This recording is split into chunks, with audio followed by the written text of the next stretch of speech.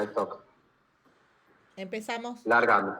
Bien. Bueno, muy buenas noches a todos. La verdad que esto es un verdadero placer para mí presentar a este enorme grupo de amigos que tenemos, que son realmente colegas, que trabajan todos los días con mucho compromiso y con mucha ciencia y con mucha conciencia en esta nueva situación que nos toca vivir como país y a nosotros como región. No voy a hacer una presentación personal de cada uno de ustedes porque creo que nos conocemos largamente todos y creo que estas palabras de inicio los presentan tal cual son, profesionales con mucho compromiso. Sí voy a decir que por Jujuy está Anita Otero, por Tucumán está Verónica Coccioli, por Catamarca Luis González Lelong, por La Rioja Gustavo Douglas Nazareno, por Salta Federico Taboada y por Santiago del Estero Ramón Vergara. Creo que esta va a ser la primera vez que en todo el NOA vamos a tener un pantallazo de lo que los equipos de salud, tanto públicos como privados en cada una de las provincias, han venido haciendo en todo este tiempo para luchar contra el COVID. Voy a empezar esta reunión con una hermosa frase que me la pasó Anita, que dice que nuestro camino no es por fáciles prados de hierbas, sino que es un sendero de montañas, escarpado y lleno de dificultades. Pero siempre vamos hacia adelante, hacia arriba y hacia el sol. Esas imágenes muestran unas hermosas montañas que empiezan allá en lo alto, en la Puna, y pasan por abajo hasta Catamarca y La Rioja y siguen hasta el sur de nuestro país. Santiago del Estero no las tiene, pero como viene siendo el fondo de Tucumán, están adheridos ya, así que también los une. Bueno, con esto les doy la bienvenida y les doy la palabra a Anita, que creo que es nuestra primera disertante. Un abrazo a todos.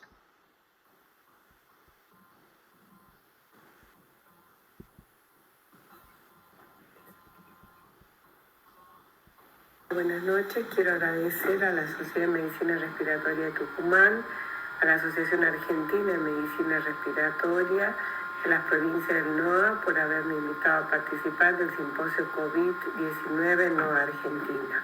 Soy la doctora Otero de Nevén, coordinadora general del Comité de Contingencia COVID-19 del Hospital San Roque, hospital dedicado a la atención exclusiva de COVID-19. Desde el 12 de marzo del 2020, por decreto acuerdo número 696-2020 y ratificado por una ley, se ha creado el COE, Comité Operativo de Emergencia por la Emergencia Sanitaria por la Pandemia COVID-19. El COE está integrado, tiene un presidente, que es el gobernador de la provincia, el doctor Gerardo Morales, dos vicepresidentes que son el ministro de Salud, el ministro de Seguridad, y los vocales son el resto de los ministros de los diferentes ministerios. Y un director general del COE, que es el doctor Omar Gutiérrez, que es el que ha trabajado en implementar este plan de protección a la provincia en esta contingencia. El control epidemiológico COVID de la provincia de Jujuy ha surgido por etapas. La etapa número 1 fue la creación del Comité Operativo de Emergencia, COE. Y esta etapa tiene 3 ejes. El primer eje, que es el desarrollo del sistema de salud COVID-19, que fue el equipamiento y transformación de los hospitales para la atención de pacientes con COVID, tanto el Hospital San Roque como el Hospital Pablo Soria, y la creación de hospitales de campaña. El Hospital San Roque es un hospital que tiene más de 160 años y ha sido transformado para tener 5 terapias intensivas con 47 camas, 2 terapias intermedias con 23 camas y 30 camas de cuidado general, sumando 100 camas disponibles para atender pacientes con COVID-19. Eventualmente, que la emergencia fuera muchas, se pueden llegar a 70 camas de terapia intensiva en este hospital.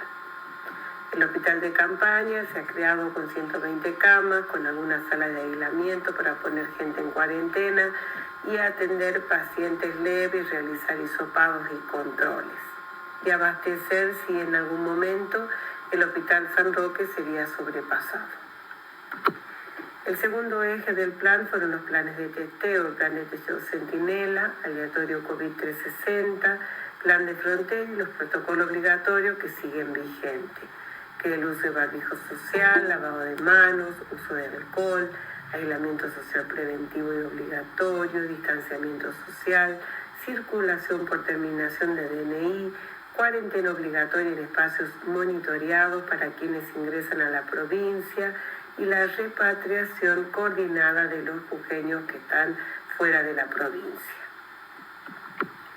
Dentro de los planes de testeo, que sería el segundo eje, están los estudios aleatorios de COVID-360 que están en desarrollo. Se ha realizado un testeo de la población en forma aleatoria. Son test rápidos de inmunoglobulina M e inmunoglobulina G en diferentes barrios de la ciudad de San Salvador de Jujuy, 14 barrios. También se ha hecho en Alto Comedero, que es donde vive gran parte de la población de Jujuy, en el interior de la provincia, en el ramal 1 y 2, Puna Quebrada y los valles en Perico y Palpalá. Todavía eso se sigue realizando. Las unidades centinelas, se han creado unidades en diferentes hospitales y centros de salud y en sanatorios privados para vigilancia activa, realizando PCR en caso de neumonía, agua de la comunidad y en insuficiencia respiratoria aguda grave. Tenemos un laboratorio central que es único centro con capacidad de análisis biomolecular que procesa hasta 200 muestras de PCR por día. En todos los hospitales se encuentra personal entrenado para la toma de muestra, el hisopado nasofaríngeo. Se toma la muestra y se deriva al laboratorio central. Se ha capacitado al personal del laboratorio para que pueda realizar procesamiento y transporte de las muestras.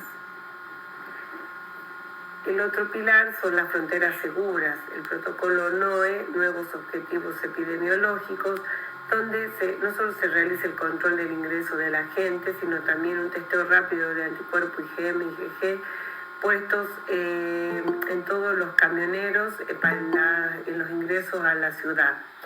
Hay puestos en los valles, en Pampa Blanca, Aguascalientes, se implementó en el ramal, Río Piedras y Palma Sola, y el último que está empezando a funcionar a partir de hoy es Sucre y La Quiaca. Para circular en la provincia de Jujuy se requiere el doble permiso para el ingreso a la provincia, el nacional del Ministerio de Transporte de la Nación y el provincial gestionado a través del COE en la página coejujuy.gov.ar. Al ingreso se establece el aislamiento obligatorio por 14 días. Todo el que ingrese a Jujuy debe ir a un hotel determinado por la provincia para cumplir su cuarentena. A los 7 días, alrededor de los 7 días, se realiza el hisopado y si fuera negativo, cumple el resto de la cuarentena en su domicilio.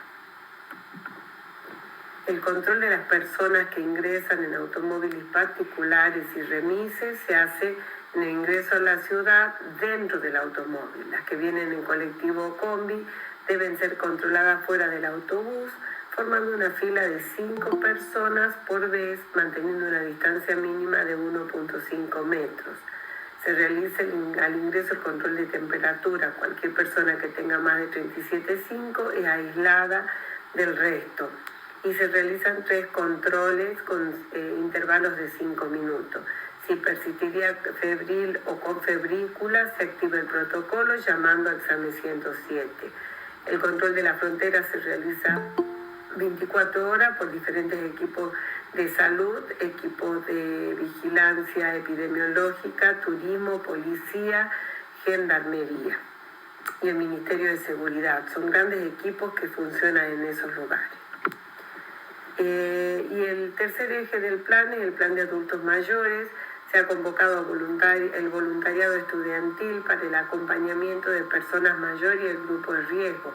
Todos los estudiantes de quinto año de los colegios y los que han sido repatriados de la facultad, que sean voluntarios de cuidar las personas de edad, han sido reclutados y entrenados para poder asistirlo con todas las medidas de seguridad necesarias para cuidar esta población. También se realiza monitoreo con anticuerpos, o sea, cosaje de anticuerpos en las poblaciones vulnerables. Son todo el personal de salud, los adultos mayores, seguridad, poblaciones cerradas. El plan de adultos mayores también incluye el control de los lugares de estancia prolongada, que son los geriátricos, donde hay 4 que dependen del Ministerio de Salud, y ellos estarían controlados y vigilados por personal entrenado para evitar el contagio de los pacientes. El parte epidemiológico al 1 de junio son 269 casos evaluados en total, son 262 descartados, un caso sospechoso y 6 confirmados. En realidad son 7, uno de los cuales no figura acá porque es de Buenos Aires. Hay un paciente lamentablemente en terapia intensiva, en ARM, en estado crítico, y otro internado pero con buena evolución. Se finalizaron el aislamiento 4.836 personas y la vigilancia epidemiológica en este momento mantiene a 1.871 personas en vigilancia. El esquema de circulación, la terminación del DNI, los días lunes, miércoles y viernes impar, martes, jueves y sábado par, y eso va variando, van rotando semanalmente. Hay 2 aplicaciones, una COVID-19 y el SINMOB, que es una herramienta clave para tomar decisiones sanitarias y cuidar a los jujeños. Esta aplicación lo que hace es escanear el documento y elaborar como un árbol de los contactos de las personas y la geolocalización. Eventualmente que haya un caso positivo, inmediatamente esta aplicación puede localizar todos los contactos de esta persona que ha dado positiva. La hace que se descargue todos los que ingresan a la provincia y también aquellos que van a lugares concurridos, por ejemplo un gimnasio, van a tener control a través de esta aplicación. Todos los que no cumplan con el aislamiento social obligatorio y las medidas de circulación por el DNI pueden ser multados por incumplir el aislamiento. Las multas son entre 40 y 340.000 pesos. Hay personas demoradas por no haber cumplido con el aislamiento, menores hay 245, mujeres han sido demoradas 1.043 y hombres 5.347. En total, desde el 20 de marzo, 6.635 personas fueron demoradas por el incumplimiento. Lo mismo sucede con los automóviles y los vehículos, que si no tienen la declaración jurada provincial o nacional, sin excepción, no pueden circular y son multados. De esta forma, con este plan, la provincia se ha mantenido sin circulación viral interna, logrando en estos 2 meses un éxito muy importante y esperamos seguir así. Muchísimas gracias.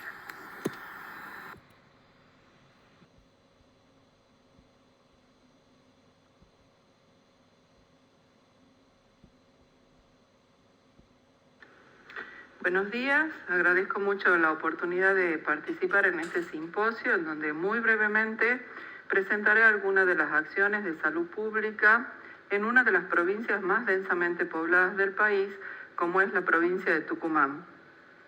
Toda la información presentada fue tomada de las salas de situación que se realizan todos los lunes en nuestra provincia, de la página del Ministerio de Salud y de la colaboración de colegas que se encuentran a cargo de efectores críticos dentro del contexto de esta pandemia. Para poder organizar la charla me he basado en 3 aspectos: infraestructura, recursos humanos y vigilancia epidemiológica. Con respecto a la infraestructura, quiero hablar específicamente del número de camas que se han ampliado y refuncionalizado para hacer frente a esta pandemia. Pensando en el peor de los escenarios, se creó una clasificación de aislamiento teniendo en cuenta la complejidad del cuadro clínico y la situación social del paciente. Así se dividieron las camas en A0, pacientes COVID positivos que podían realizar aislamientos en sus casas porque contaban con la infraestructura y la asistencia para aislarse en sus domicilios. Los dispositivos A1, pacientes COVID positivo o oligosintomáticos que no posean las condiciones para aislarse en su domicilio. Estos dispositivos A1, con la llegada de los trabajadores golondrinas o trabajadores temporarios que venían de circulación viral, fueron reconvertidos a lo que fueron denominados alojamientos preventivos. Luego están los dispositivos A2, que son los pacientes que necesitan atención médica y de enfermería. Tanto A1 como A2 son camas extrahospitalarias, y el dispositivo A3, en donde ya el paciente se interna en una sala de hospital con requerimientos de oxígeno, y por último el A4, que son pacientes que requieren ARM o cuidados críticos. Esta es una diapositiva que muestra la distribución de los alojamientos preventivos distribuidos en las 4 áreas programáticas en las que se divide la provincia. Como verán, hay escuelas, complejos municipales, hoteles, clubes para estos dispositivos. Existe una disponibilidad aproximada de 1.270 camas. Los dispositivos A2 están ubicadas en estas localidades y cuenta aproximadamente con 480 camas. Todos estos dispositivos A2 corresponden a hospitales modulares. Esta es una foto de uno de los dispositivos modulares que cuenta aproximadamente con 120 camas. Por último, están los dispositivos A3 y A4 que requieren oxígeno o cuidados de UTI. Aquí agregué un dato que seguramente será de importancia. La provincia adquiere durante estos meses aproximadamente 52 respiradores, contando a la fecha con 324 en todo el sistema público de salud. En resumen, aquí vemos el número de camas por dispositivo de aislamiento, llegando a un total de 2.890 camas. No quiero dejar pasar dentro de lo que es la infraestructura, la creación y la refuncionalización de los consultorios de febriles distribuidos en toda la provincia, ubicada en los 8 hospitales centrales y en la red de servicios. De los 68 consultorios se eligieron 29 ubicados estratégicamente que se denominaron nodos de testeo. Estos nodos cuentan con todos los medios y la logística para realizar un hisopado si se encontrase un paciente sospechoso en los consultorios de febriles. Para continuar, vamos a hablar de los recursos humanos. El sistema de salud cuenta con 3.250 médicos, de los cuales 299 poseen especialización crítica y manejo de ARM. Y cuenta además con 4.137 enfermeros. El 30% de los mismos cuenta con formación en UTI. En este cuadro de la derecha mostramos algunas de las especialidades críticas para COVID, en donde se ve la cantidad de médicos clínicos, cardiólogos, terapistas y neumonólogos con experticia en uso de respirador. Miren los neumonólogos, hay 45 neumonólogos en nuestros hospitales y un poco más de la mitad tienen manejo de ARM. Esta es una buena oportunidad para hablar de una de las líneas más importantes a mi criterio que llevó a cabo el Departamento de Capacitación de la Dirección General de Recursos Humanos, más de 25.000 personas capacitadas en líneas como bioseguridad y uso adecuado de EPP, limpieza y desinfección, triage y procesos de derivación de pacientes COVID, protocolos de actuación, manejo del paciente crítico y no crítico y toma de muestra para hisopados en pacientes COVID. Por último, quiero hablar de la vigilancia epidemiológica. a través del programa Tucumán Te Cuida, entraron a nuestra provincia en los meses de marzo, abril y mayo 38.305 personas a las que se les realizaron los controles y se generó una base de datos. En todos esos meses se muestra aquí discriminado el número de personas que entraron a través de distintos medios de transporte. Desde el principio algunos llegaban en avión, 20.715 obreros o trabajadores temporarios que regresaban a nuestras provincias después de realizar sus tareas o trabajos durante unos meses en otras provincias, 9.475 en ómnibus, 1.191 son repatriados que venían del exterior, donde ya los aviones paraban en Ezeiza, no llegaban a nuestra provincia, y 2.209 autos particulares. Actualmente todas las personas que entran a la provincia de Tucumán deben ingresar por la ruta 9 y son escoltados hasta la terminal de ómnibus. Allí se les realiza una evaluación clínica, test de anosmia y de temperatura, además de tomar todos los datos de la persona y firmar una declaración jurada. Si el paciente presenta síntomas, se deriva a centro asistencial para su evaluación. Los pacientes asintomáticos son escoltados hasta alguno de los alojamientos preventivos que mostré anteriormente, pero también tienen la posibilidad de mantener el aislamiento en diferentes hoteles céntricos que están destinados a tal fin con un costo de 1.000 pesos por día. En todos los alojamientos hay médicos, enfermeros y asistencia psicológica. Al quinto día se realiza el hisopado a todas las personas aisladas. Estos hisopados en masa se realizan a través de estas cabinas diseñadas para el aislamiento del profesional de salud que toma la muestra.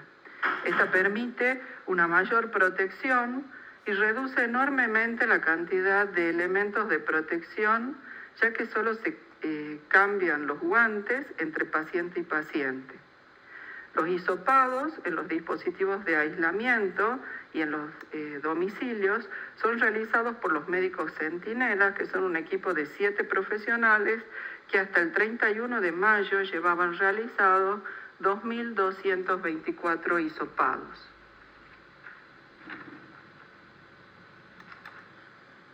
Por último, contarles un poco de nuestro laboratorio de salud pública. Este laboratorio es un laboratorio referente del NOA, cuenta con 3 pisos, micología, bacteriología y virología.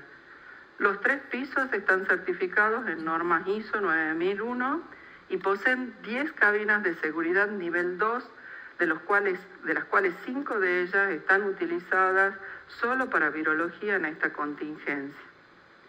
El laboratorio recibe las muestras de testeos aleatorios que se realizan cada 15 días a personal de salud público y privado, geriátricos, centros de diálisis, personal de seguridad, y ahora también desde este fin de semana hay un puesto para toma de muestras aleatorias en el Mercofrut destinado a camiones. Además, reciben las muestras de todos los viajeros, de los casos sospechosos y de las muestras para poder dar el alta a los pacientes COVID positivos. Desde el 30 de marzo, donde se realizó la descentralización de las muestras del Instituto Malbrán, hasta el 31 del 5, se llevaron a cabo 4.577 muestras o PCRs. Hasta el momento, nuestra provincia cuenta con 48 casos confirmados, 31 recuperados, 6 internados, 4 fallecidos y 4.484 pacientes descartados. Muchísimas gracias.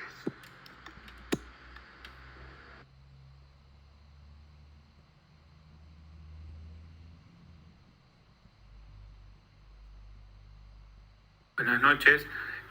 Ante todo, muchas gracias por la invitación al simposio COVID-19 del NOA.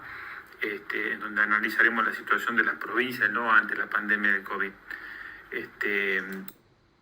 Yo soy el doctor Federico Taboada, neumonólogo del Hospital de Infecciosa Señor del Milagro de Salta, y voy a hacer el análisis de la situación de COVID-19 en Salta. Primero, decir que el 31 de diciembre de 2019, China empieza a notificar infecciones por coronavirus que se confirman luego fuera de China, en otros países y en otros continentes. El 30 de enero del 2020, la Organización Mundial de la Salud pone a este brote como una emergencia de salud pública de importancia internacional. Y recién el 5 de marzo del 2020 se ve el primer caso en la Argentina de una persona que ingresa desde Italia. El 11 de marzo, la Organización Mundial de la Salud declara el brote como una pandemia. Y al día siguiente, el 12, que es día jueves, se ve el primer caso en Salta.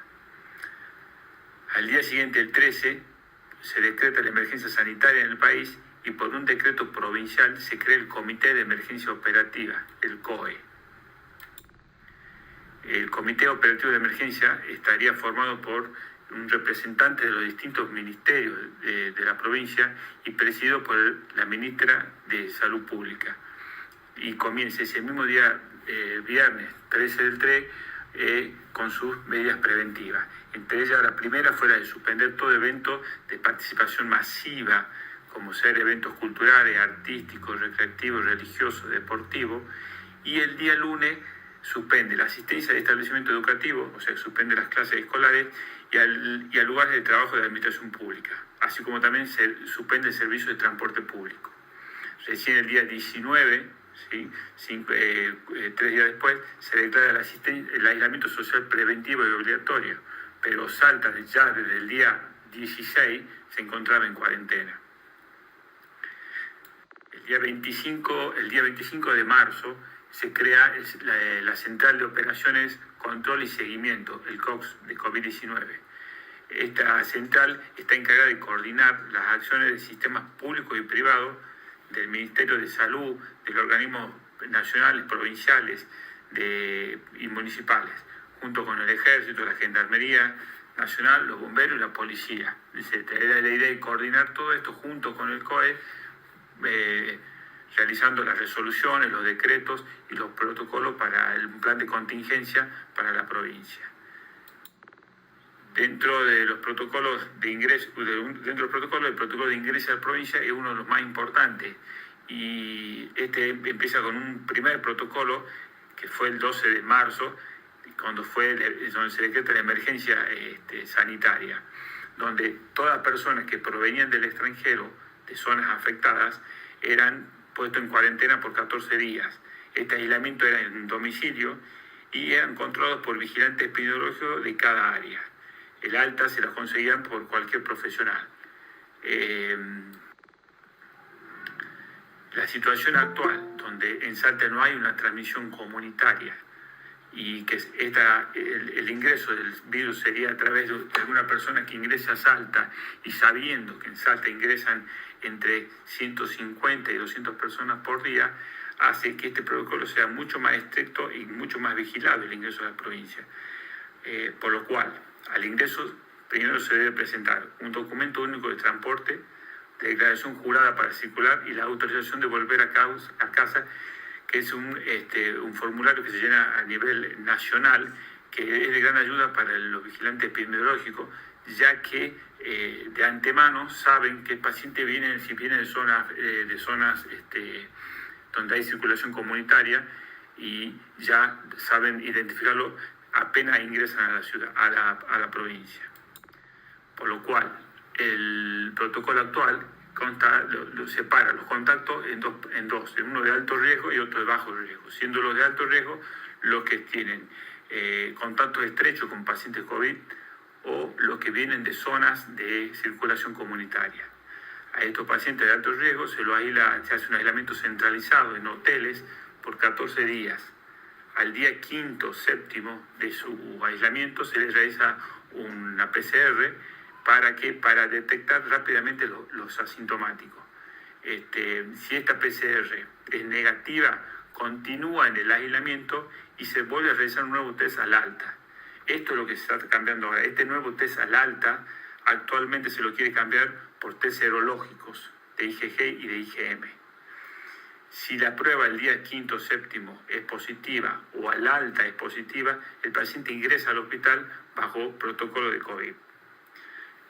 Los contactos de bajo riesgo tienen aislamiento generalmente en domicilio por 14 días.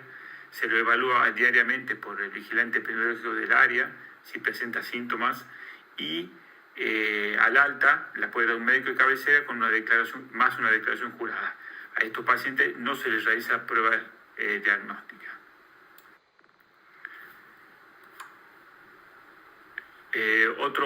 Otra cosa importante dentro de los protocolos de acción es la identificación de casos sospechosos. Los pacientes consultan normalmente en los centros de salud, que serían los CAPS o los dispensarios, o pueden llamar al 911 desde su domicilio para que vaya un médico a su hogar, o consultan directamente en el hospital de referencia.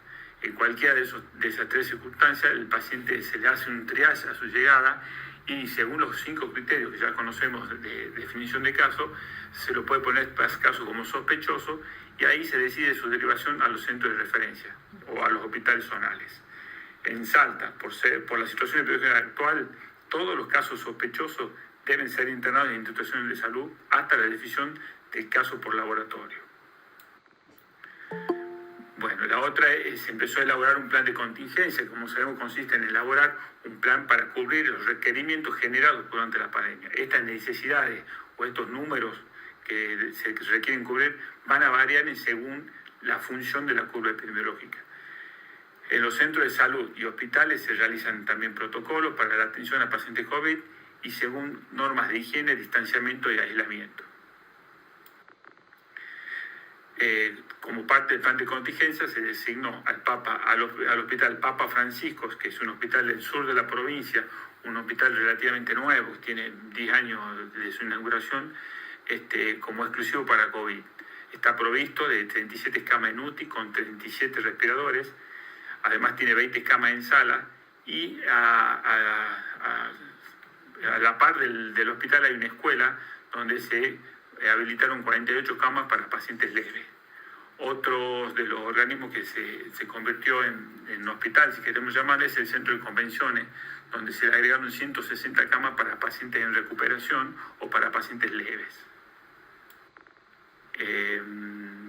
Siguiendo con el plan de contingencia, sabemos que cada 1.000.000 de habitantes se calculan 2.000 camas para pacientes leves, 400 camas generales para pacientes moderados y 150 camas en UTI, sabiendo que en Salta tenemos una población de 1.333.000 habitantes.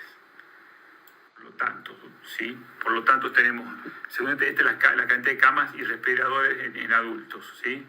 Tenemos camas en clínica o en sala, 2.498 camas, de las cuales 1.529 son en público y 969 en privado. Tenemos 321 camas en UTI, siendo 97 en público y 224 en privado, siendo pocas camas a nivel público. Y tenemos 181 respiradores, que son 74 a nivel público y 107 a nivel privado.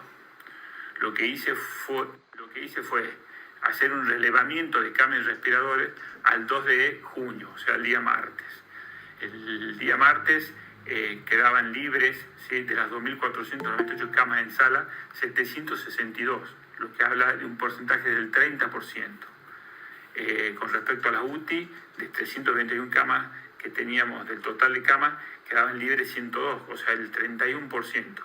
Algo similar sucedió con los respiradores, de los cuales de los 181 respiradores estaban libres o el 85, que es el 46%. Esto se produce en una provincia en que estamos con una etapa de cuarentena de flexibilización, una fase 4, donde hay mucho más libertad en la población. Así como hay mucho más libertad en la población, también se dan mucho más cirugías que antes no estaban permitidas, como cirugía traumatológica, ya estaban las cirugías cardiovasculares y oncológicas, se agregan las cirugías abdominales, incluso las estéticas. A su vez, los pacientes asmáticos, los pacientes EPOC, empiezan a tener, con sus complicaciones, empiezan a ocupar camas. Entonces, este es un dato a tener en cuenta en el momento de la flexibilización de la cuarentena. Con respecto al muestreo, les puedo decir que en Salta se realiza la prueba, la PCR real time en laboratorio de bioseguridad nivel 2, y para eso cuentan con este nivel de seguridad tres laboratorios privados y uno en el hospital público. El del hospital público es en el Hospital Señor de Milagro y tiene una capacidad de 150 muestras por día. Entre los tres privados, en los cuales uno no muestrea, tiene una capacidad de 100 muestras por día, por lo cual en Salta, sumado estas dos, serían 250 muestras por día. Actualmente el muestrario diario es de entre 100 y 120 muestras al día, y estaría limitado, primero, por las cabinas, estas cabinas de bioseguridad con categoría 2 certificada. Hay una en el hospital y debe haber 2 o 3 en Salta, ¿sí? Eso genera una disminución del muestreo. Y otro de los problemas que está teniendo el laboratorio son a nivel de las centrífugas. Son centrífugas especiales para analizar estas muestras. Ahora contarle un poco de la situación actual. Un relevamiento al 3 de junio de este año, tenemos casos confirmados por PCR de 20 y tenemos 2.607 PCR negativas, de las cuales 239 son sospechosos que se descartaron, son casos sospechosos que después se descartaron. Y 2.368 son pacientes vigilados de contactos de COVID y o personas que ingresaron a las provincias. Recuperados hay 5 y muertos no tenemos ninguno, gracias a Dios hasta ahora. Bueno, esta es la final de la presentación, donde vemos un camino largo,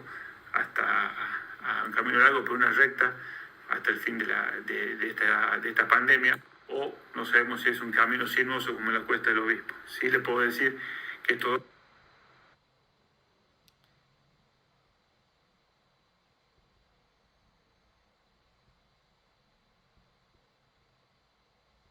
Buenas noches, agradezco la convocatoria a la doctora Nestock.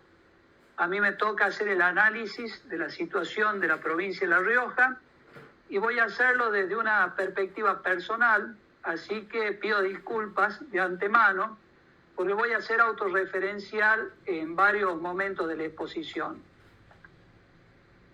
Quiero empezar recordando que el 24 de febrero envié una carta a nuestra asociación manifestando mi preocupación por la subestimación que hacían las autoridades de salud de una situación sanitaria delicada que se nos avecinaba. Se decía, por ejemplo, que éramos un país de bajo riesgo. Como suele suceder, no recibí ninguna respuesta formal, pero lo que realmente lamento es que este llamado de atención no haya servido para que la asociación aprovechara la oportunidad, se posicionara, se diera a conocer y no dejara el protagonismo a otras especialidades. En esa carta pedí que se solicitaran algunas pautas sobre cómo nos íbamos a organizar para esto que se venía, por lo menos en algunos puntos fundamentales, como por ejemplo si ya teníamos que ir refuncionalizando nuestras instituciones con áreas COVID y no COVID, o si íbamos a poder destinar instituciones para la atención exclusiva de estos pacientes. También si se iba a poder dividir en equipos al personal de salud y si teníamos que seguir las recomendaciones de la OMS de internar a todos los pacientes, inclusive a los leves, aunque la capacidad del sistema de salud no estuviera comprometida. Además planteaba si aconsejaban un sistema de atención domiciliaria y algo que me parecía muy importante, si estaban teniendo en cuenta aprovisionarse de elementos de bioseguridad y tomando las medidas para que no suban de precio. También me parecía clave saber si estábamos en condiciones de implementar cuarentenas y algo no menor es si íbamos a tener los recursos para no retrasar los diagnósticos, los famosos test. Esto que ahora parece bastante lógico, a mediados de febrero, tal vez haya sonado como una excentricidad paranoica. Así que lo concreto es que decidí responderme yo solo y elaboré un plan de contingencia para el hospital donde trabajo, que tuve la oportunidad de presentar por una cuestión casual ante las autoridades de salud en una reunión que se había convocado por el tema dengue. E inmediatamente se tomó como base para el plan de contingencia a nivel provincial. Este plan de contingencia propuso que se habilitara una institución para la atención exclusiva de pacientes COVID, que tenía muy buena infraestructura edilicia, pero estaba sin equipamiento y en desuso. Hoy cuenta con 14 camas con respirador y 20 camas de sala común con oxígeno, pero que de ser necesario se pueden transformar en camas de UTI, porque tiene las bocas para conectar los respiradores y los monitores, no solo los multiparamétricos, sino también monitores de audio y de video. En el resto de las instituciones se propuso que las guardias tengan ámbitos separados para la atención de febriles y no febriles, y que cada uno de esos sectores tenga su triage. En el área de febriles, porque tenemos una epidemia de dengue con casi 6.000 casos confirmados. Y en el área de no febriles, por si, por ejemplo, aparece alguno con pérdida del olfato y sin fiebre, como ya nos ha pasado. Las salas generales y las UTI de las otras instituciones no COVID solo se van a utilizar si el centro de referencia se encontrare colmado. Pero ya se tienen dispuestos sectores y personal exclusivamente para esto. Se habilitaron también ámbitos para la atención de pacientes de baja complejidad y hasta ahora solo se han usado los hoteles. Los hospitales de campaña afortunadamente no han debutado. En las instituciones COVID y no COVID se tienen que respetar normas de circulación interna. Esta circulación tiene que ser unidireccional, con circuitos especiales para pacientes sospechosos y confirmados, y la circulación de la gente está restringida por cartelería y personal de seguridad. Esto nos ha costado mucho que se respete, inclusive por el propio personal de salud. En el hospital donde trabajo, por ejemplo, se toma la temperatura al ingreso a todo el mundo, incluido a los empleados. Este, por ejemplo, es un hospital de campaña levantado en el predio de lo que era el estacionamiento de nuestro hospital, que está certificado y cumple todas las normas para la atención de estos pacientes.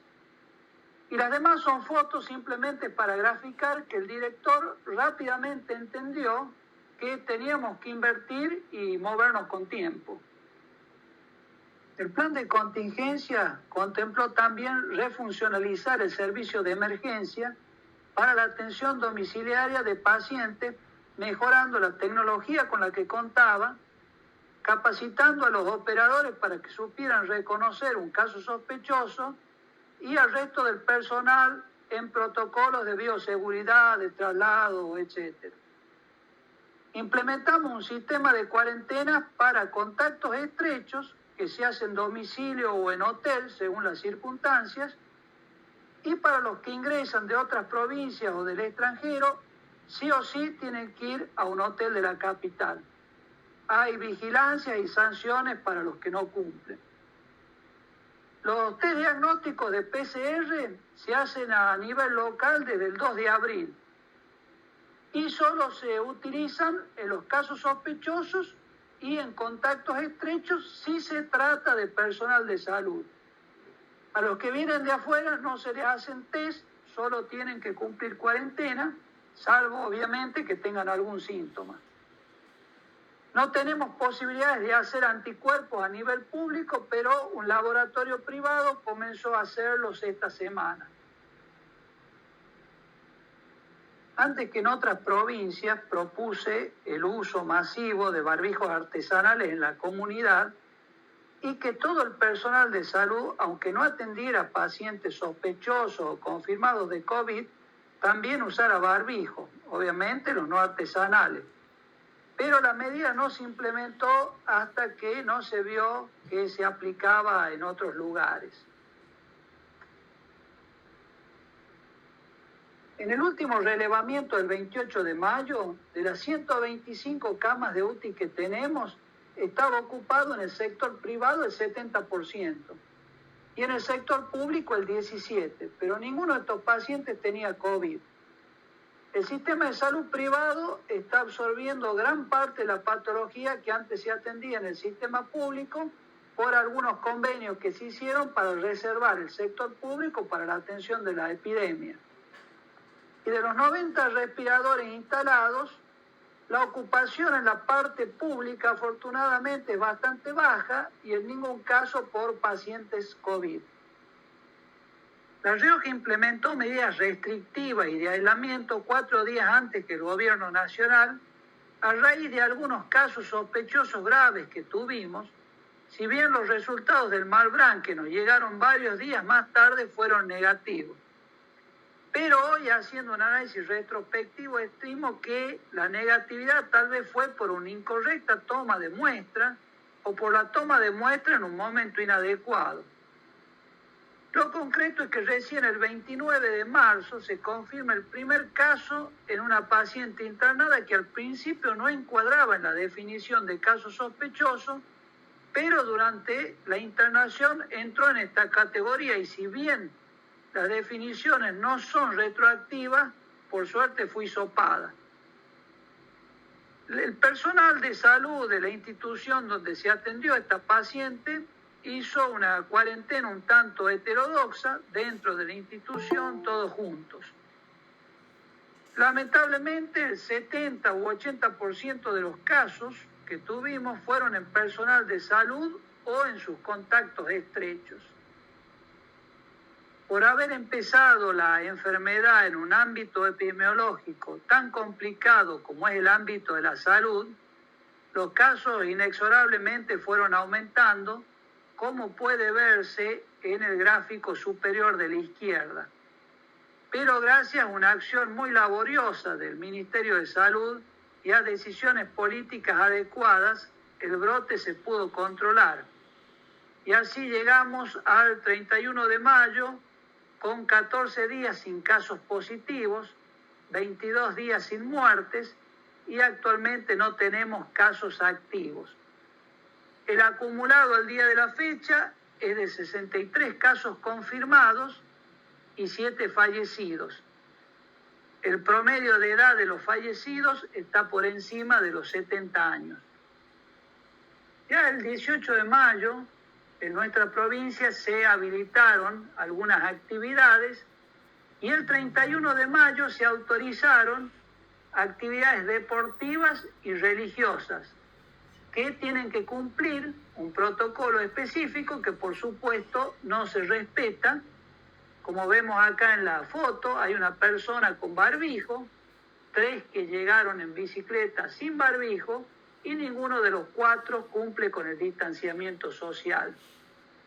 Siguen vigentes algunas restricciones como la circulación según DNI y para ingresar a la provincia hay que tener un permiso especial, se puede ingresar en un horario determinado y se tiene que cumplir la cuarentena de 14 días en un hotel de la capital.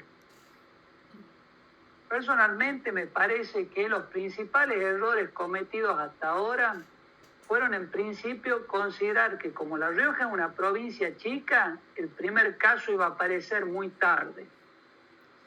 También tuvimos poca flexibilidad con la definición de casos sospechosos del Ministerio de Salud de la Nación, que siempre estuvo atrasada. Cuidamos excesivamente los test diagnósticos en la etapa de contención, cuando justamente en esta etapa lo importante es diagnosticar y aislar.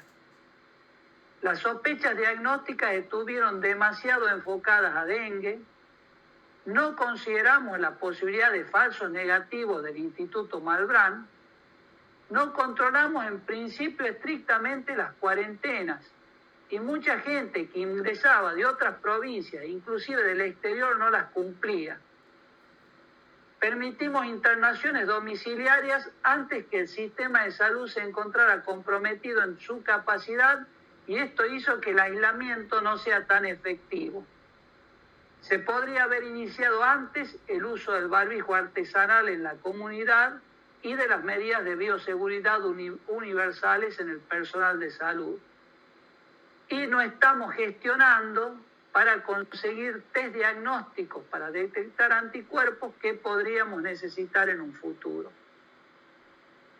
En este momento es muy importante que no nos tentemos a entrar en esta especie de carrera de aperturas que han empezado las provincias como una manera de demostrar que han hecho las cosas bien. Necesariamente la salida de la cuarentena tiene que ser escalonada. Y si nos flexibilizamos, aumentamos las aperturas, necesariamente tenemos que aumentar los controles. Nada más y muchas gracias.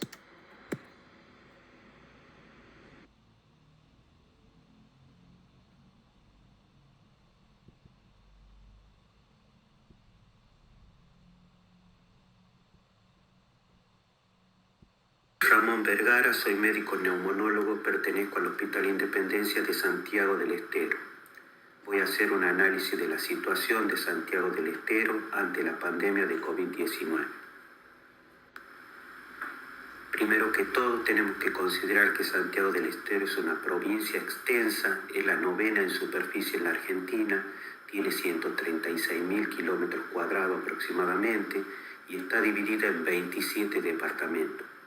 Posee casi 1 millón de habitantes, de los cuales el departamento Capital y Banda tienen 500.000 habitantes y alrededor de los 100 kilómetros cuadrados de estas dos ciudades tenemos un 15% más de habitantes de Santiago, es decir, que casi 700.000 personas viven en este lugar. Nos encontramos actualmente en la fase de contención y no hay circulación viral.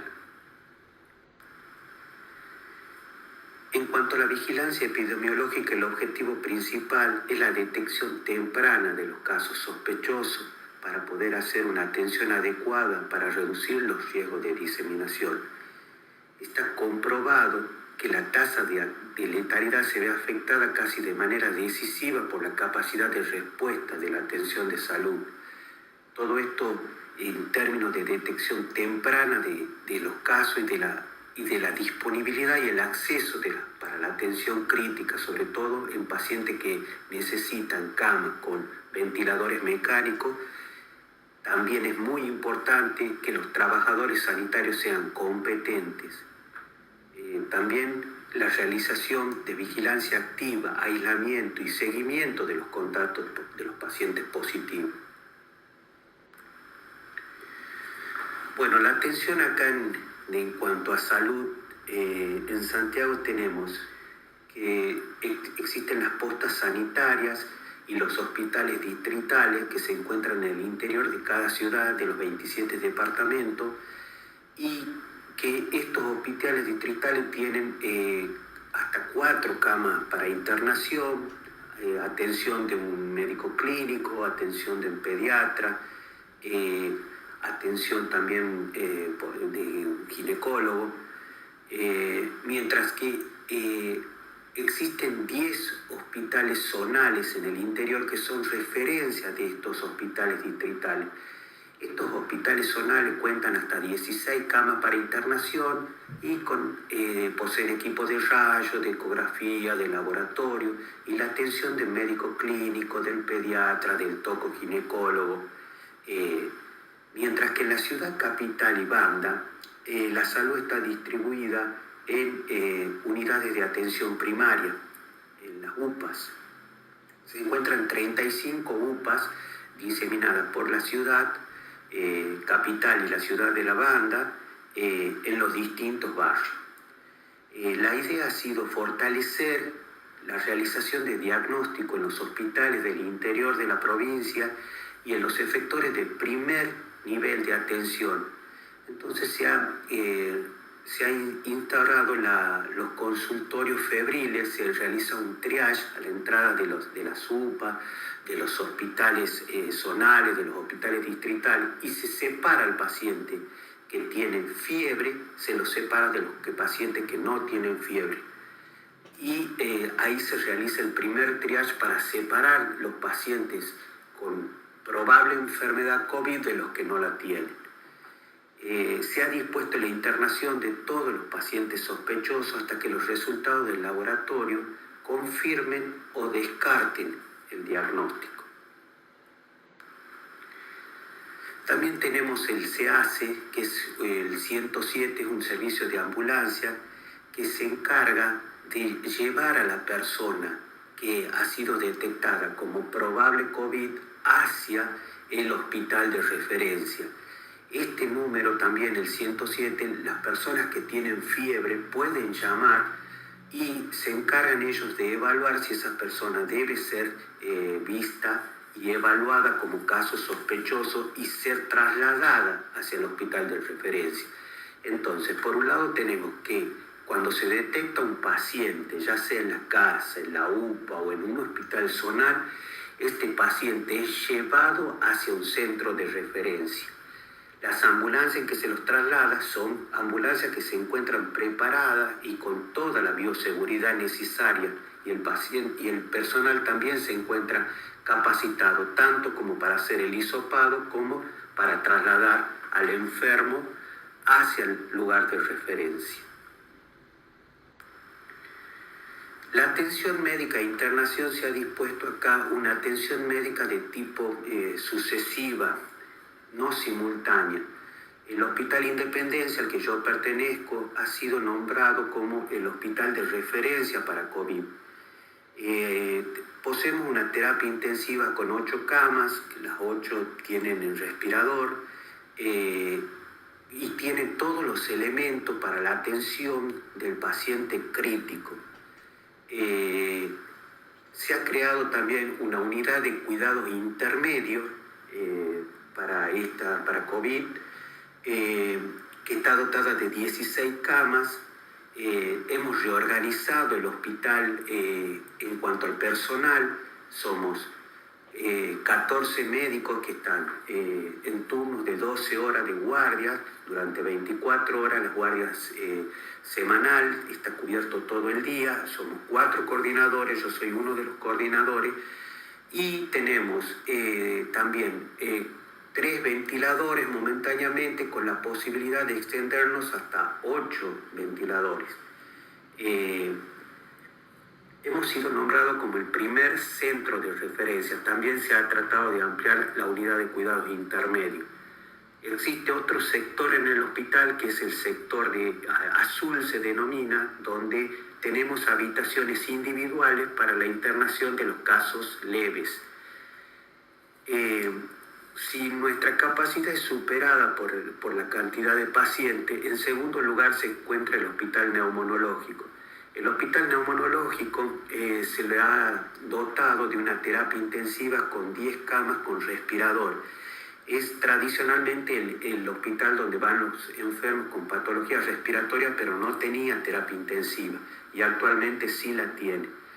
Si es superado el hospital neumonológico, tenemos el tercer lugar donde van a ir los pacientes, el CIPANDA. El CIPANDA es un polivalente que existe en la ciudad de La Banda, donde está un hospital de niños, un materno infantil y un hospital de adultos. Tiene 11 camas también ellos en terapia intensiva, y tiene también camas para internación. En cuarto lugar vendría el hospital regional. Si son superados la cantidad de pacientes, el hospital regional ha habilitado en el sector donde era la antigua terapia, otra terapia destinada a COVID con 12 camas con ventilador mecánico. Y tenemos también el Hospital de las Termas de Río Hondo, que también es un hospital nuevo y moderno, que también tiene 8 camas con ventilador mecánico.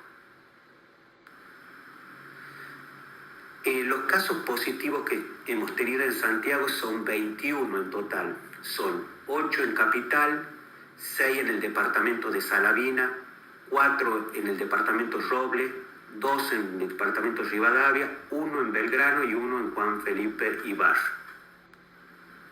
De estos 22 casos positivos, 21 ya se encuentran recuperados. No ha fallecido ningún enfermo. Todos los pacientes eran jóvenes y eran con cuadros leves. De los 22 pacientes, 10 eran trabajadores golondrina, mientras que 8 eran gente proveniente del exterior. Los 8 enfermos del departamento capital vinieron de un viaje del exterior. De los 6 de Salavina y de los 4 de Roble eran trabajadores golondrina. De todos los pacientes, solamente 3 eran contacto estrecho y se han infectado en la provincia. Todos los demás eran viajeros. La disponibilidad que tenemos en ventiladores y en camas de UTI son: en el hospital regional 30 camas con respiradores, en el hospital Independencia 11, en el CIP Banda 11, en el hospital neumonológico 10 y en el hospital de Termas 8. En el sector público tenemos aproximadamente 60 camas. Bueno, y en el hospital neumonológico, estas son las imágenes de la nueva terapia intensiva, con sus respiradores. Por último, les muestro el nodo, que es un hospital de campaña que se ha armado. El nodo tecnológico es un lugar de 8.000 metros cuadrados y se han colocado camas para la atención de los pacientes leves en caso de que se pudiera necesitar con respecto a esta pandemia. Les doy las gracias.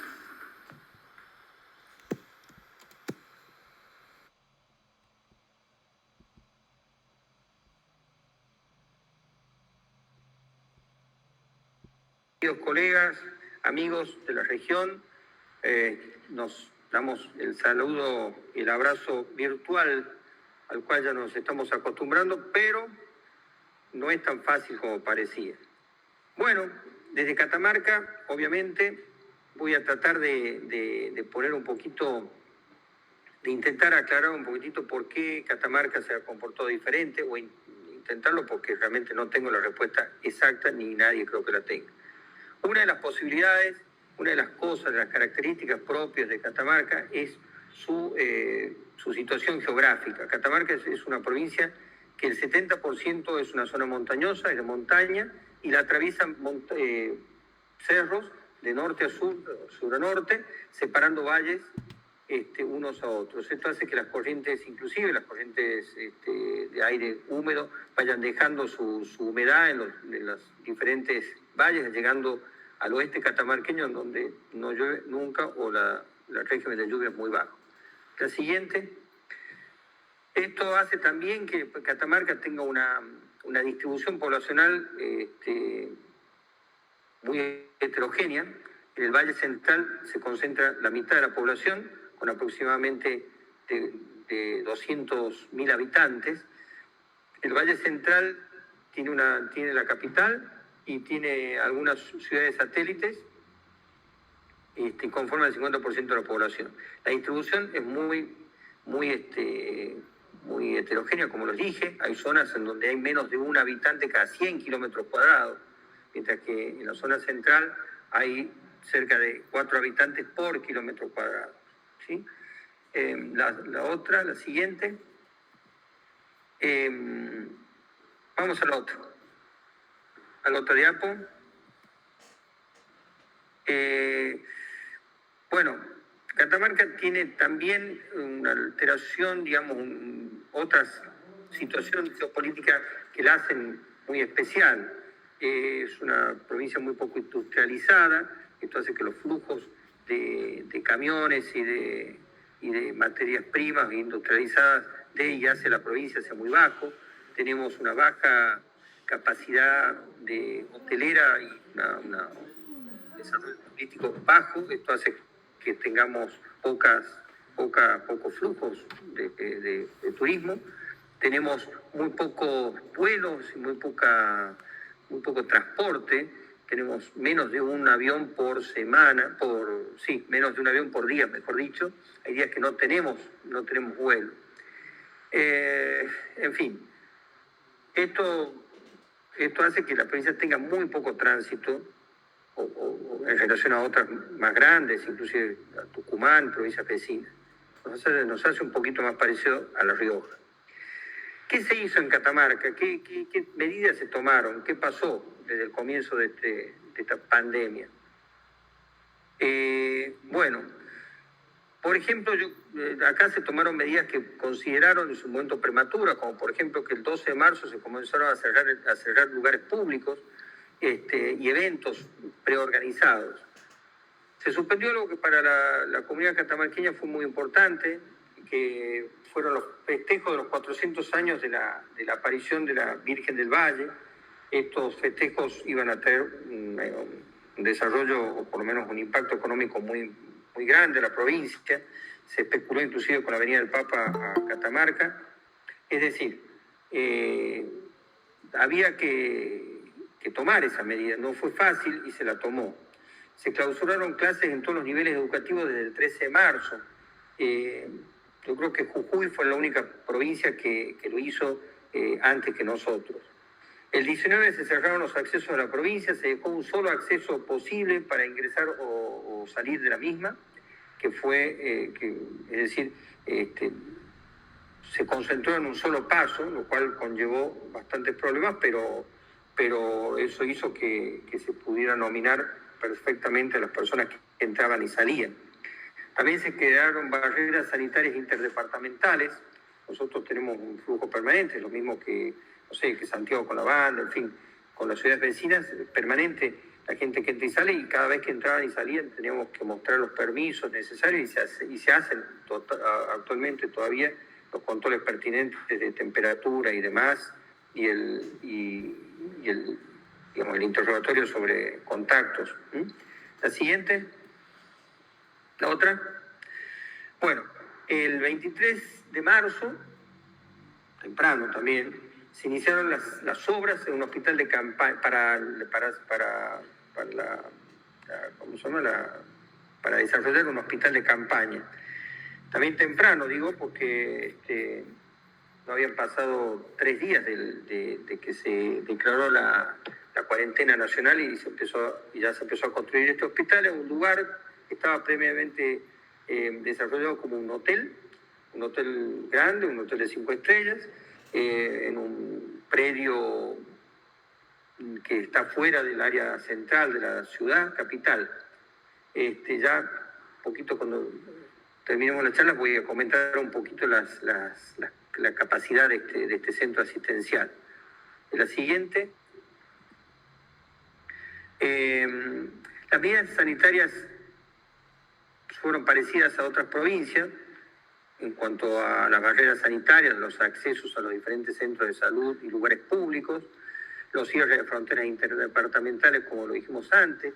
Se adiestró permanentemente al personal de salud y también a la población en general a través de los medios masivos de comunicación, y en los hospitales y centros de salud se los hace semanalmente, se hacen nuevos adiestramientos en cuanto al quitado de ropa, uso de las diferentes medidas antivirales, ¿no? El 27 de marzo se estableció como obligatorio el uso de barbijo para la población en general. La creación del hospital de campaña, como les dije, que se le denominó doctor Carlos Malbrán en honor al médico Malbrán, que fue catamarqueño. Se hicieron capacitaciones permanentes en los centros privados y sobre todo, algo que creo fue importante, fue la alta adhesión de la población en las primeras 2 semanas.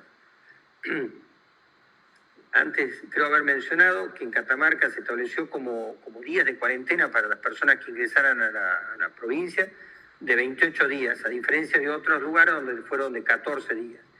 Es importante destacar que Catamarca es una provincia en donde es muy común que la población estudiantil migre hacia otras provincias para sus estudios, de tal forma que muchos de esos chicos quedaron en otros distritos. Y a mediados de abril hubo una vuelta masiva de estos con colectivos que los trajeron a Catamarca. Entonces esos chicos tuvieron que guardar cuarentena, como otras personas que también volvieron de otros lugares, por 28 días. La siguiente. Bien, Anita y Betty nos han pedido que hagamos una suerte de inventario de las disponibilidades que teníamos en la provincia en cuanto a salas de terapia y demás.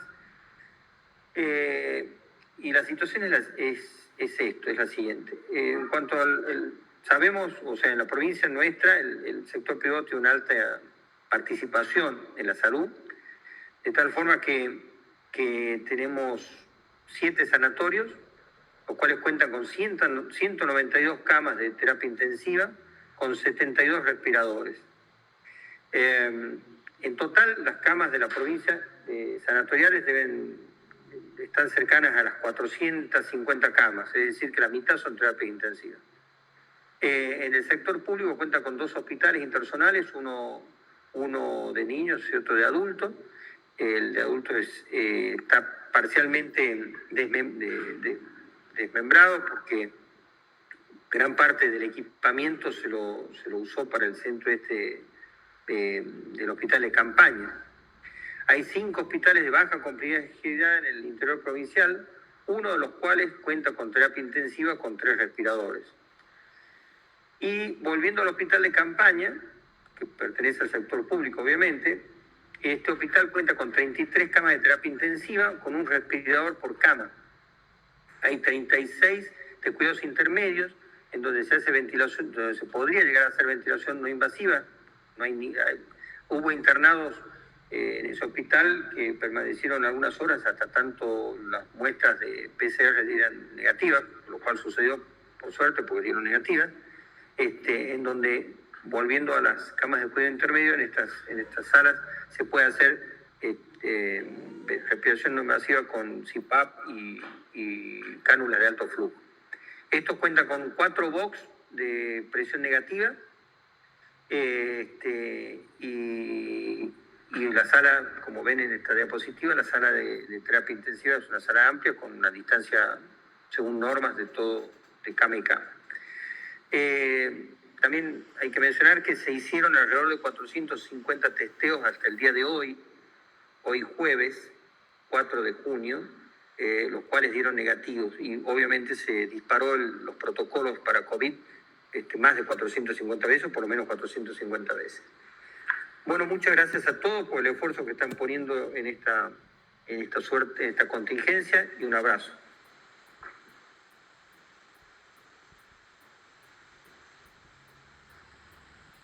Muy bien, bueno, muchas gracias. La verdad es que, como vocal de la Asociación Argentina de Medicina Respiratoria de la región, la verdad me llena de orgullo la actividad. Quiero agradecerles personalmente a todos por las exposiciones. Creo que las exposiciones han sido clarísimas, conceptuales, excelentes, de cuál ha sido la coyuntura epidemiológica de cada provincia, las medidas sanitarias. Agradecerle a nuestra Asociación Argentina de Medicina Respiratoria, la verdad es que por el apoyo del auspicio de estos casos clínicos, creo que vamos como 5 o 4, que nos ha permitido en forma conjunta ir aprendiendo entre todos, ir mejorando nuestra atención y ayudándonos entre todos en esta situación totalmente inédita, el apoyo a las secciones también de la asociación, que oportunamente y de forma muy temprana han emitido recomendaciones y que también nos han ayudado muchísimo. A la Sociedad de Medicina Respiratoria de Tucumán, que es un motor tremendo también, la verdad que nos hemos apoyado muchísimo, así que muy agradecido. Yo voy a hablar ahora a modo de especiar un poco las charlas que se vienen ahora, ponerle un poco de condimento, de una encuesta, una pequeña encuesta que hicimos nosotros, con el doctor Roque Valdesaria y Ana Stock, sobre un poco de la bioseguridad, de las pruebas funcionales en este tiempo de pandemia. Queremos más que nada saber y pesquisar quiénes estábamos haciendo y quiénes nos estábamos haciendo, cuántos estábamos haciendo los estudios, y saber cómo lo estábamos haciendo, eso fundamentalmente. Anita, no sé si me querés poner la primera diapo, pasar la primera. Sí, un momentito. El gráfico. A ver. Un momento. Avísame si si se presenta.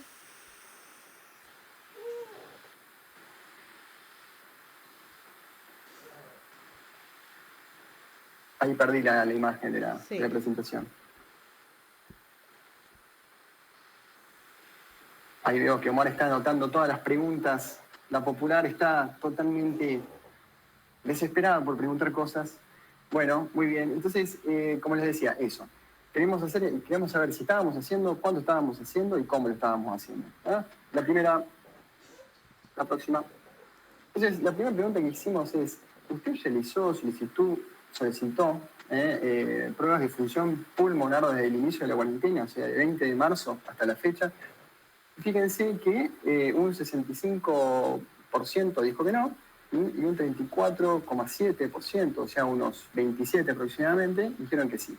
Si bien uno le podría llamar la atención de por qué estaríamos haciendo estudios funcionales en esta época, cabe aclarar que el 17 de marzo la sección de fisiopatología y laboratorio pulmonar ya tenía emitida una guía que decía que no se debería realizar, salvo en situaciones especiales, prequirúrgicos de lesión pulmonares, prequirúrgicos de pacientes con enfermedades crónicas, por lo cual seguramente esto responde a eso.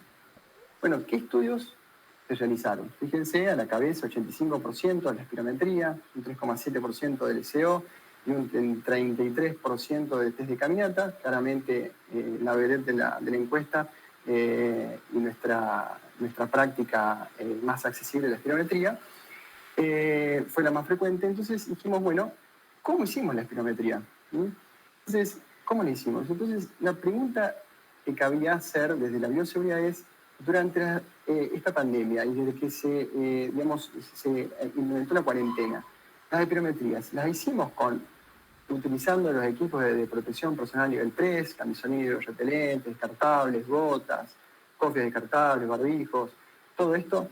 Y fíjense que un 58,3, ¿no? Fíjense, 14 de 24, algo le faltó. Algo le faltó. Entonces, abre, digamos, la pregunta, ¿no?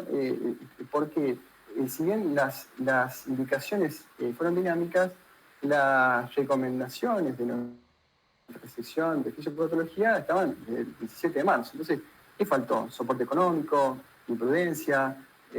Bueno, la próxima. Es lo más técnico, fíjense, las espirometrías. ¿Utilizamos filtros antimicrobianos los que hicimos estudios? Fíjense, sí, un 70% y un 30,4% no usamos. O sea, 7 de los especialistas de la región que hicieron estudios funcionales, particularmente espirometrías, no usaron filtros. La próxima. Y bueno, ¿y a dónde? ¿En qué ámbito hicimos estas prácticas? Fíjense que la mayor parte en el ámbito privado. Son datos cortitos, datos chicos, pero hablan, creo yo, de la importancia de seguir recalcando las normativas de la bioseguridad, de cómo nos tenemos que ir adaptando a todo esto, y abre el debate de por qué no adherimos. ¿Por qué no adherimos? No adherimos por falta de soporte económico. Y otra pregunta, ¿sería bueno presentar estos datos a las obras sociales? Bueno, sin más, voy a presentar a los... Yo quise poner un poco de especie nomás a esto, al doctor Ramón Rojas y a la doctora Betty Gil. Doctor Ramón Rojas, expresidente de la AMR, coordinador médico del Instituto de Investigación en Patología Respiratoria, y Betty Gil va a poner la pincelada ética a esta pandemia, que es coordinadora de la sección de esterpicio. Vamos nomás con la próxima. ¿Se ve la imagen? ¿Se ve? Perfecto. Muy buenas tardes. A los organizadores de este simposio virtual, muchas gracias por la invitación a participar. La imagen de presentación que ustedes están viendo es un tanto llamativa y con onda futurista, pero acorde al título de mi charla y un aparente sueño o pesadilla que Ana tuvo no hace mucho tiempo y que fue el de hacerme cargo de este tema. Y esta historia comienza con un breve diálogo entre los dos protagonistas principales de la trilogía Volver al Futuro. Ambos sentados en el DeLorean. Doc, encontré un reportaje a la doctora Stock en Tucumán confirmando que la pandemia COVID-19 llegó a la Argentina. Pero Marty, Según la curva espacio-tiempo, en la Argentina corre el año 2020, entonces ya es post-pandemia. Con una visión desde el futuro, puedo asegurarle que el tiempo de post-pandemia está cargado de inquietudes e interrogantes, y le adelanto algunas. Se preguntarán cómo será la proyección dinámica de transmisión del SARS-CoV-2 durante el tiempo de post-pandemia. Stephen Kessler, del Departamento de Inmunología y Enfermedades Infecciosas de Harvard, desarrolló un modelo de proyección para 5 años futuros, usando datos de series temporales de Estados Unidos y basado en 3 parámetros fundamentales: las probables respuestas inmunológicas, la relación inmunitaria cruzada con otros coronavirus humanos y la influencia de la estacionalidad. Kessler, en base a este modelo, identificó probables escenarios para el comportamiento de transmisión del coronavirus. Y de estos escenarios ustedes pueden ver arriba, a la izquierda, el primero de todos. Él plantea que si la inmunidad del virus no es permanente, el virus circularía regularmente a largo plazo, junto con los demás virus saprófitos, podríamos decir, que cada otoño e invierno nos generan un resfrío común o una infección de las vías aéreas superiores. Y se plantean aquí 2 posibilidades: la de la inmunidad a corto plazo, de más o menos 40 semanas, y eso que favorecería brotes anuales, como podemos ver en la figura A superior izquierda. Y la otra posibilidad era de la generación de una inmunidad a largo plazo, de 2 años más o menos, lo cual favorecería brotes bienales, como ustedes pueden ver en la figura C. Pero el otro escenario es si la inmunidad del SARS-CoV-2 es permanente, el virus podría desaparecer durante más de 5 años, después causar un brote importante, y es lo que ven aquí en la figura. Otra pregunta importante es cómo evolucionan las cepas de este novel coronavirus y la posibilidad de estudiar la trazabilidad genómica del virus. En la imagen del centro pueden ver la arquitectura del virus con una sola hebra de ARN, que es un ARN monocatenario.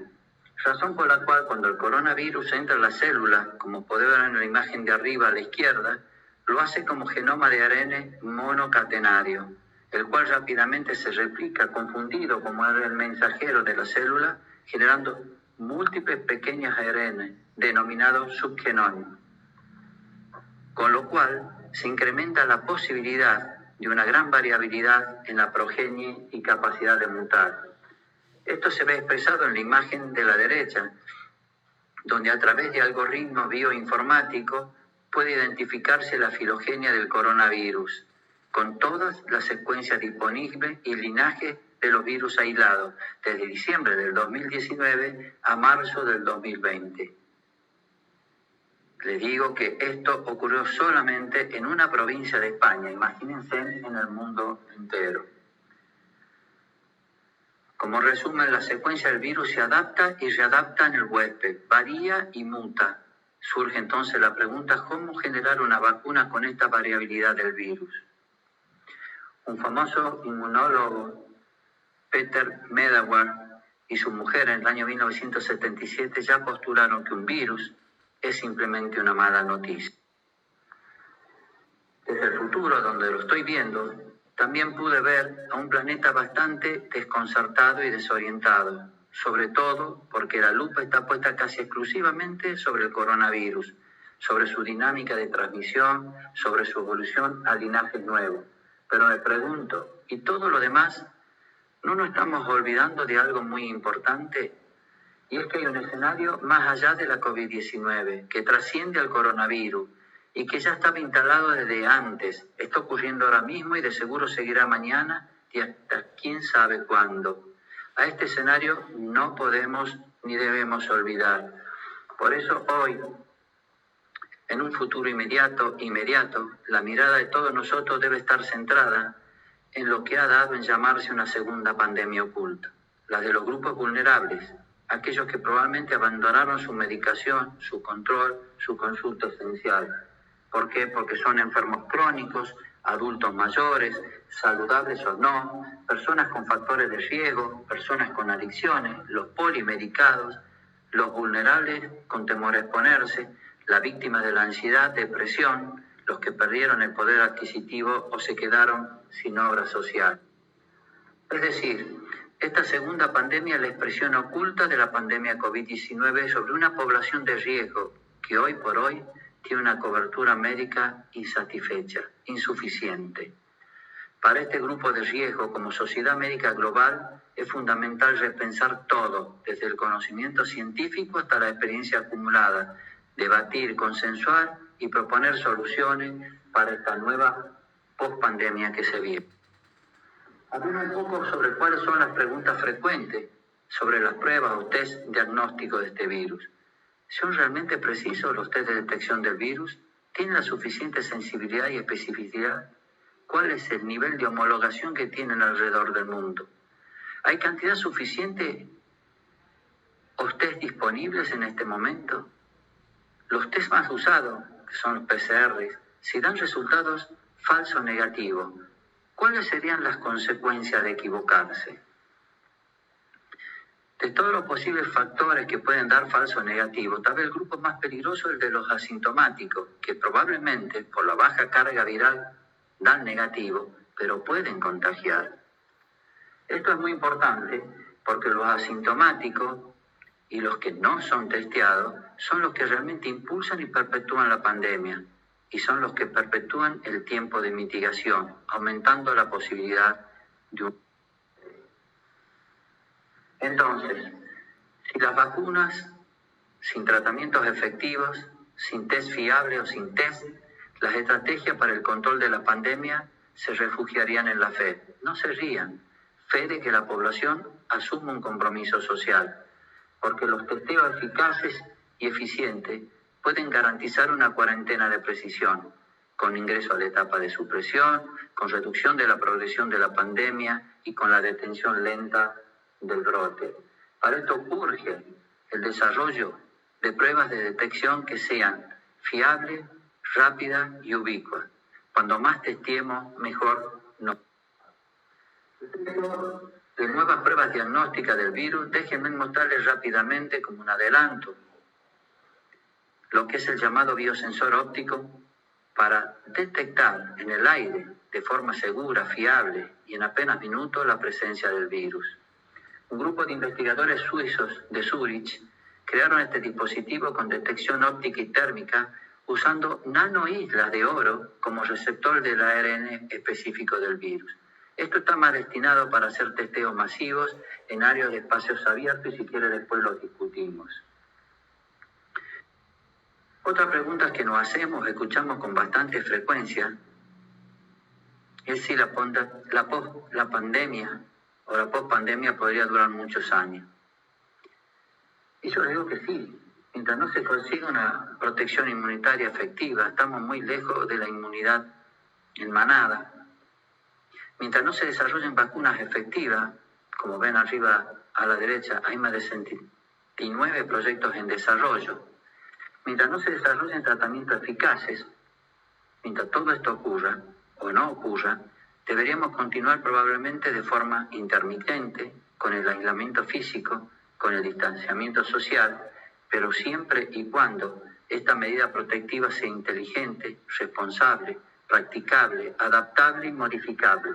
Debemos aprender a convivir con este virus de la manera más segura posible, cumpliendo con nuestras actividades. Para responder con un buen margen de certeza a la pregunta ¿cómo será la vida después de COVID-19?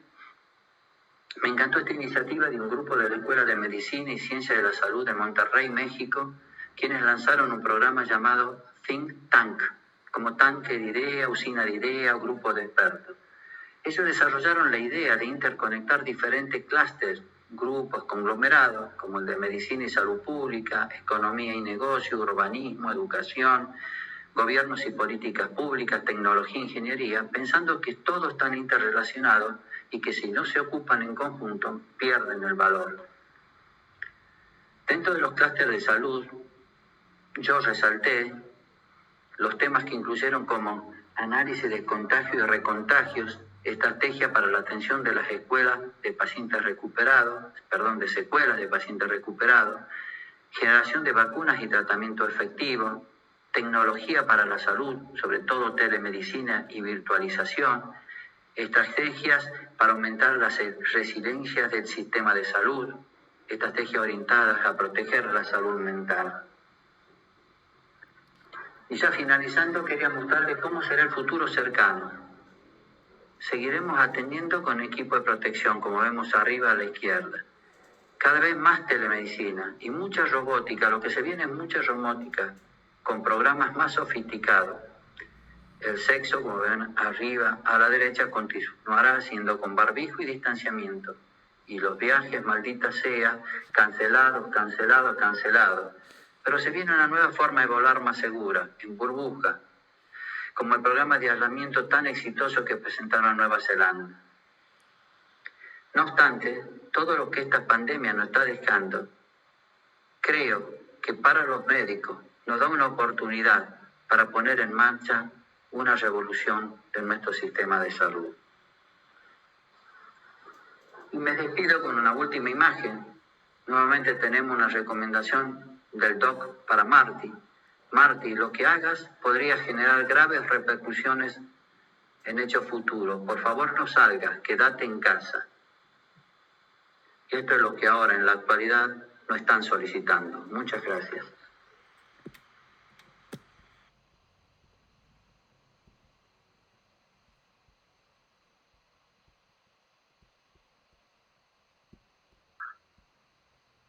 Hola, buenas noches. Gracias por este encuentro. Vamos a sobrevolar temas de pandemia y ética. Un punto clave de esta pandemia ha sido la velocidad de dispersión del virus. En solo 130 días hemos pasado de una neumonía de origen desconocido a tener más de 6,5 millones de contagios en el mundo y más de 360.000 muertes. Enfermedad, muerte, vorágine de información, miedo y una terrible ansiedad ante una incertidumbre que parece interminable por un virus multifacético que ha puesto al mundo, al menos como lo conocíamos hasta ahora, en vilo. ¿Qué significa este escenario que el mundo nos presenta hoy y donde cada uno es protagonista? Ciertamente podemos hacer el análisis desde muchos aspectos, además de los médicos, aspectos éticos, legales, sociales. Nosotros hoy nos vamos a detener en títulos de los aspectos éticos en la asistencia médica.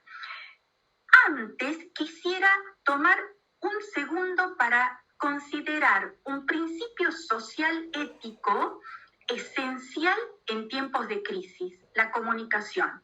Una comunicación honesta, transparente, que dé confianza a la comunidad.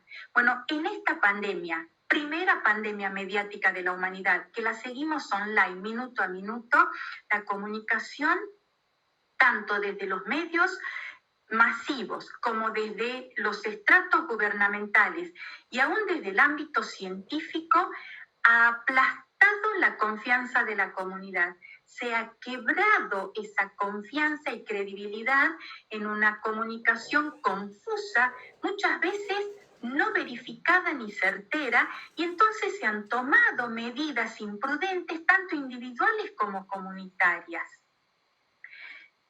Los sistemas de salud pública son los puestos a prueba en una crisis sanitaria, es obvio, y se ponen a prueba en su capacidad, en su organización y esencialmente en el orden, en cómo se preparan y ordenan para enfrentar la crisis que se presenta en medicina en tiempos de guerra o de catástrofes naturales y en este momento actual de esta pandemia.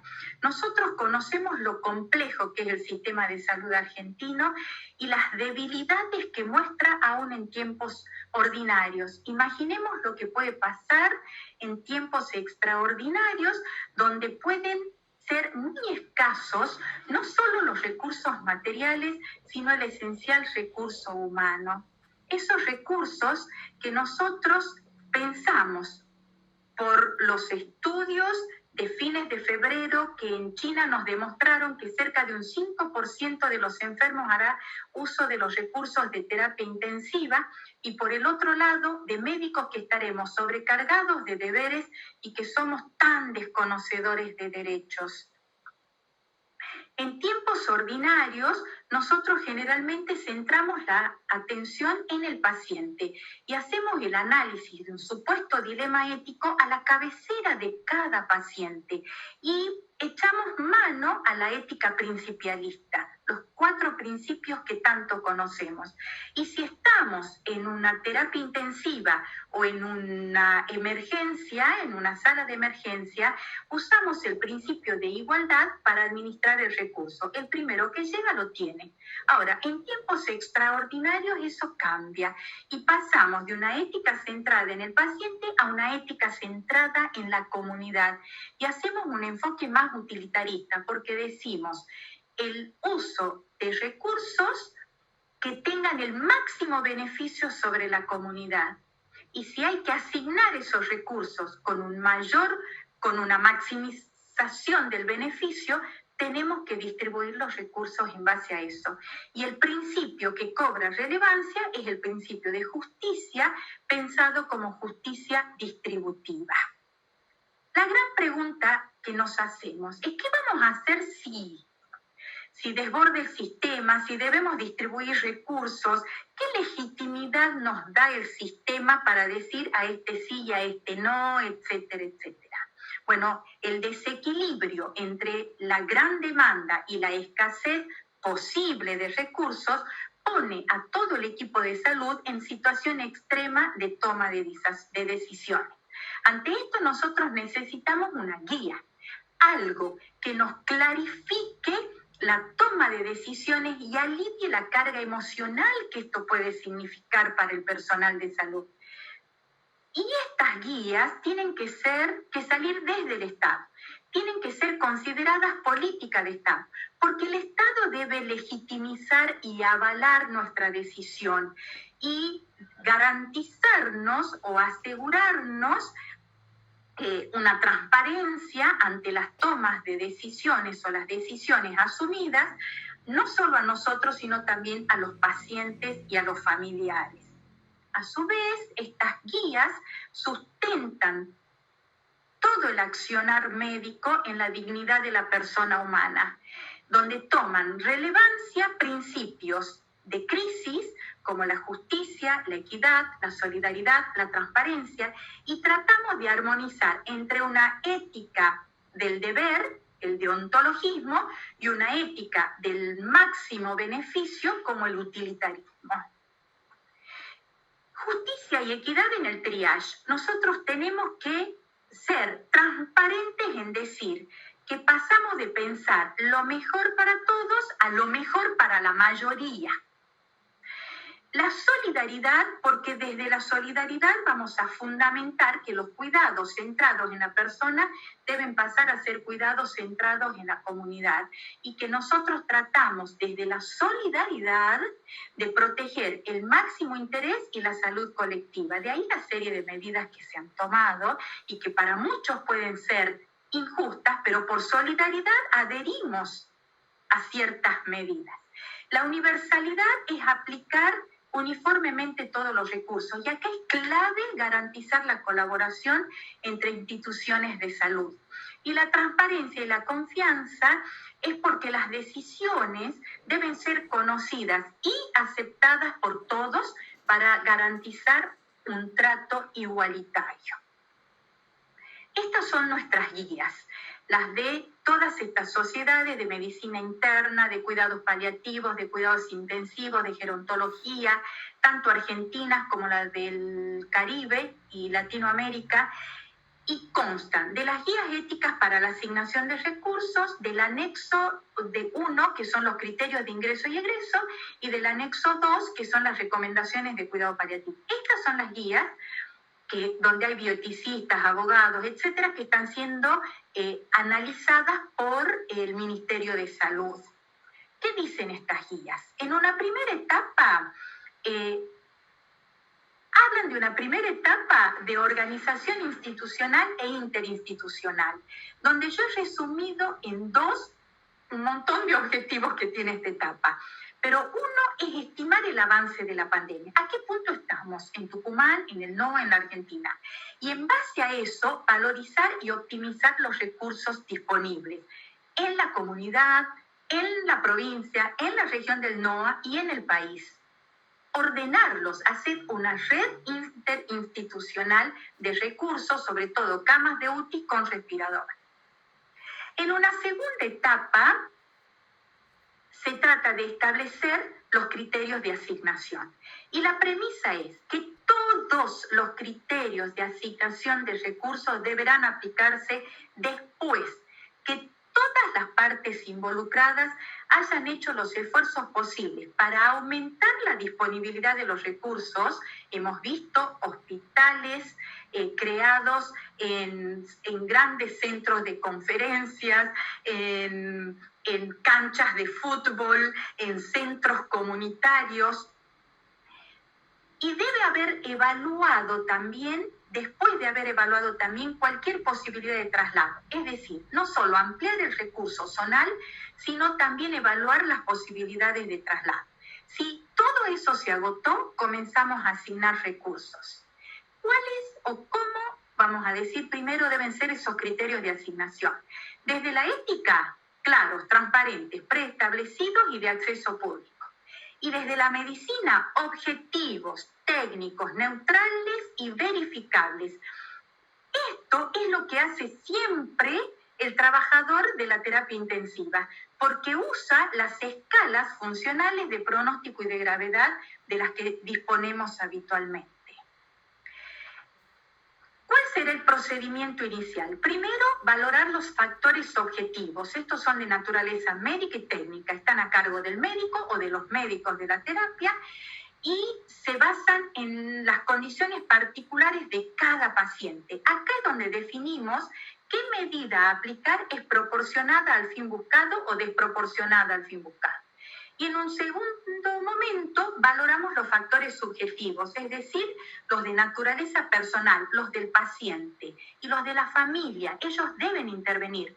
Nosotros hemos visto experiencias en otros países donde los pacientes han cedido su lugar o su respirador y han elegido un cuidado paliativo a favor de otro. O hay pacientes que por sus condiciones especiales previas de salud ya tomaron decididas anticipadas junto a sus médicos tratantes. ¿Qué criterios son los que debemos utilizar? Los de admisión y exclusión del ingreso a UTI y los de abstención, asignación y retiro de asistencia respiratoria mecánica. Una vez que los médicos han valorado los factores objetivos y los factores pertenecientes al paciente en particular, a la decisión del paciente en particular, deben hacer intervenir al equipo de triage. En el mejor de los casos, el equipo de triage no debe conocer la identidad del paciente, debe conocer estos datos. Si el equipo de triage no se define, hay que consultar con el comité de bioética de cada institución, que debe estar de guardia en este tiempo de crisis sanitaria, como está de guardia el médico de terapia intensiva. Y si no disponemos de estos comités, la toma de decisiones debe rotar de persona. Debemos hacer rotar que no caiga solo en el jefe de la terapia intensiva o en el jefe del día de la terapia intensiva, sino hacer rotar porque la carga emocional es mucha. Algunos de los criterios. La edad como criterio autónomo no es admisible. Eso se llama edadismo. No es admisible decir que siempre asignamos el recurso al más joven. No. Se deben considerar las condiciones clínicas actuales, en este caso por la COVID-19, el pronóstico de esa enfermedad en ese paciente y los éxitos que tendremos con la intervención en ese paciente por esa enfermedad. De ahí las condiciones asociadas. Si el paciente tiene COVID y es un EPOC y del EPOC está estable, no tiene que ser un peso más. Ahora, si es una enfermedad en instancias terminales donde el paciente ya está en cuidados paliativos, es otra situación. Y si ese paciente además tiene declaración anticipada de decisiones, es otra situación. Si nosotros tenemos que hacer discriminación positiva, debemos priorizar a las embarazadas, a los niños, niñas y adolescentes y al personal esencial, entre ellos al personal médico y al personal de las terapias intensivas, porque los debemos priorizar para que continúen en el campo de batalla. Y asignación aleatoria se hace en aquellos casos donde los pacientes tengan exactamente la misma valoración de criterios. Exactos, la misma valoración de criterios. Y ahí hay que hacer como el azar o la lotería. Y Dios permita que no lleguemos a eso. ¿Cuándo asignamos pacientes a cuidados paliativos? Primero, con el principio de no abandonar. Si el paciente tiene una directiva anticipada de no reanimación, es un paciente en instancias terminales de otra enfermedad fuera de la COVID, no abandonar. Ese es el principio de los cuidados paliativos. Y lo que debemos hacer en esta situación de crisis es crear espacios adecuados para ellos. La asignación de recursos es un dilema ético porque cualquiera sea la elección que tomemos, siempre generará un nuevo problema. Es dolorosa y significa una carga emocional para el que la toma. La clave es ponderar la elección moral donde exista la menor tensión posible entre los valores, los principios y los derechos que están en juego. Y un principio que siempre es válido. Curar a veces no es posible. Acompañar es posible siempre. Muchas gracias por su tiempo y por su atención.